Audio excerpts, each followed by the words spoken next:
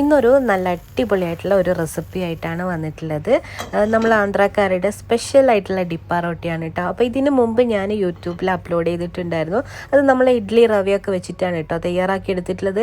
അപ്പോൾ ഒരുപാട് പേര് കമൻറ്റിൽ ചോദിച്ചിട്ടുണ്ടായിരുന്നു സാധാരണ നമ്മൾ നോർമൽ റവ വെച്ചിട്ട് നമുക്ക് ഉണ്ടാക്കിയെടുക്കാൻ പറ്റുമെന്നുള്ളത്. അപ്പോൾ ആ ഒരു റെസിപ്പി ആയിട്ടാണ് ഇന്ന് ഞാൻ വന്നിട്ടുള്ളത്. അതുപോലെ തന്നെ പഴയ വീഡിയോയും കൂടെ നിങ്ങളൊന്ന് കണ്ടു നോക്കണേ. അപ്പോൾ ഇതെങ്ങനെയാണ് തയ്യാറാക്കിയെടുക്കുന്നത് നോക്കാം. നമുക്ക് വീഡിയോയിലോട്ടേക്ക് പോകാം.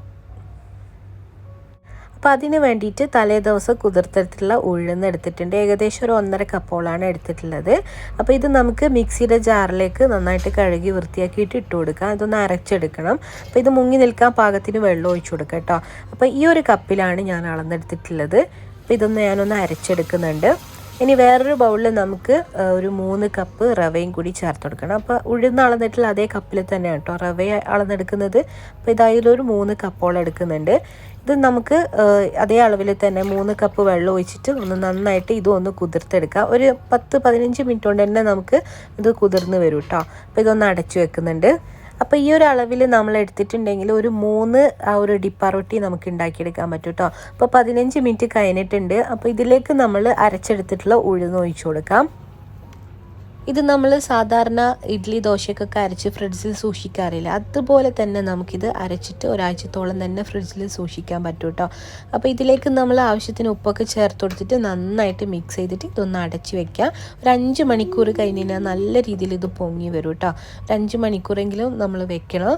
അതിന് ശേഷം ചെറുതായിട്ടൊന്ന് മിക്സ് ആക്കിയിട്ട് ഇതിൽ നിന്ന് കുറച്ച് ഞാൻ ഒരു ഡിപ്പ റൊട്ടിക്കുള്ള ഒരളവുള്ള മാവ് ഞാൻ എടുത്ത് മാറ്റി വെക്കുന്നുണ്ട്. ബാക്കി 2 എണ്ണമാണ് കേട്ടോ അപ്പോൾ ഇത് കാണിക്കുന്നത്. അപ്പോൾ ഇനി നമുക്ക് ഇതിലേക്കുള്ള ഒരു തേങ്ങാക്കൂട്ട് തയ്യാറാക്കി എടുക്കണം. അപ്പോൾ 2 ഡിപ്പ റൊട്ടിയാണല്ലോ ഉണ്ടാക്കുന്നത്. അപ്പോൾ അതിൻ്റെ അളവിൽ വേണം നമുക്ക് തേങ്ങ എടുക്കാൻ വേണ്ടിയിട്ട്. അപ്പോൾ അത് 2 കപ്പ് തേങ്ങ എടുത്തിട്ടുണ്ട്. ഇതിലേക്ക് കുറച്ച് കറിവേപ്പില ഇട്ട് കൊടുക്കാം. അതുപോലെ തന്നെ പച്ചമുളക് ഇട്ട് കൊടുക്കുന്നുണ്ട്. പിന്നെ അതുപോലെ കുറച്ച് വറ്റൽമുളക്, ഒരു 4-5 പോലെ വറ്റൽമുളക് ഇട്ട് കൊടുക്കാം. 1 ടീസ്പൂണ് വലിയ ജീരകം, 1 ടീസ്പൂണ് ചെറിയ ജീരകം, ഒരു 3 ചെറിയ കഷ്ണം ഇഞ്ചിയും കൂടി ചേർത്ത് കൊടുത്തിട്ട് വെള്ളം ഒഴിക്കാതെ തന്നെ നമുക്കിതൊന്ന് ഒതുക്കിയെടുക്കാം. ഇത് നമുക്ക് ഈ ഒരു മാവിലേക്ക് ഇട്ട് കൊടുത്തിട്ട് ഒന്ന് മിക്സ് ചെയ്തെടുക്കാം കേട്ടോ. നമ്മൾ കേക്കിനൊക്കെ ഫോൾഡ് ചെയ്തെടുക്കില്ല, അതുപോലെ തന്നെ നമുക്ക് ഇതുപോലെ ഇട്ട് കൊടുത്തിട്ട് ഒന്ന് ഫോൾഡ് ചെയ്തെടുക്കാം. ഇനി നമുക്കിത് കൂടുതൽ വെയിറ്റ് ചെയ്ത് വെക്കേണ്ട ആവശ്യമൊന്നുമില്ല, പെട്ടെന്ന് തന്നെ ഇത് ഉണ്ടാക്കിയെടുക്കാവുന്നതേ ഉള്ളൂ. അപ്പോൾ നന്നായിട്ടൊന്ന് മിക്സാക്കി കൊടുത്തതിന് ശേഷം അടുപ്പിലേക്ക് ഒരു പാത്രം വെച്ച് കൊടുത്തിട്ടുണ്ട് കേട്ടോ. അത്യാവശ്യം കുഴിയുള്ളൊരു പാത്രമാണ്. ഇതിലേക്ക് 1 ടീസ്പൂണിൻ്റെ അടുത്തോളം നെയ്യ് ഒഴിച്ച് കൊടുത്തിട്ട് നന്നായിട്ട് എല്ലായിടത്തും ഒന്ന് തേച്ച് കൊടുക്കുക. അതിനുശേഷം നമ്മൾ ഈ ഒരു മാവ് ഇതിലേക്ക് ഒഴിച്ച് കൊടുക്കുക. അപ്പോൾ ഞാൻ നേരത്തെ പറഞ്ഞ പോലെ 2 ഡിപ്പ റൊട്ടിക്കുള്ള അളവാണ് കേട്ടോ ഇത്. അപ്പോൾ ആദ്യം ഒന്ന് ഉണ്ടാക്കിയെടുക്കുന്നുണ്ട്. അപ്പോൾ നമുക്കിത് ഒരു 15 മിനിറ്റിനുള്ളിൽ തന്നെ നന്നായിട്ട് വെന്ത് കിട്ടും കേട്ടോ. അപ്പോൾ ഇത് നന്നായിട്ട് ഇതാവുന്ന ഇങ്ങനെ ലെവലാക്കി കൊടുത്തതിന് ശേഷം അടച്ച് വെച്ചിട്ട് ചെറിയ തീയിൽ വെച്ചിട്ട് നമുക്കിതൊന്ന് വേവിച്ചെടുക്കാം. അപ്പോൾ 15 മിനിറ്റ് കഴിഞ്ഞ് കഴിഞ്ഞാൽ നമുക്കിതൊന്ന് തുറന്ന് നോക്കിയിട്ട് ഒന്ന് നോക്കുക, ഉള്ളൊക്കെ വെന്തിട്ടുണ്ടോ എന്നൊന്ന് കുത്തി നോക്കുക. അതിന് ശേഷം നമുക്കിതൊന്ന് തിരിച്ചിട്ട് കൊടുക്കുകയും ചെയ്യാം കേട്ടോ. അപ്പോൾ ഒരു പാത്രത്തിലേക്ക് മാറ്റിയിട്ട് തിരിച്ചിട്ട് കൊടുക്കുന്നതായിരിക്കും ഏറ്റവും നല്ലത്. ഇത് തിരിച്ചിട്ട് കൊടുത്തതിന് ശേഷം ചെറിയ തീയിൽ വെച്ച് കൊടുത്തിട്ട് ആ ഒരു മേൽഭാഗം കൂടി നമുക്ക് ഒന്ന് സെറ്റാക്കിയിട്ട് എടുക്കാം. പെട്ടെന്ന് തന്നെ ഒരു 5 മിനിറ്റിനുള്ളിൽ തന്നെ നമുക്കിത് റെഡിയായി കിട്ടുന്നതാണ്. അതിനുശേഷം നമ്മൾ ഫ്ലെയിമൊക്കെ ഓഫ് ചെയ്തിട്ട് നല്ലോണം ചൂടാറിയതിന് ശേഷം കട്ട് ചെയ്തിട്ടെടുക്കാം.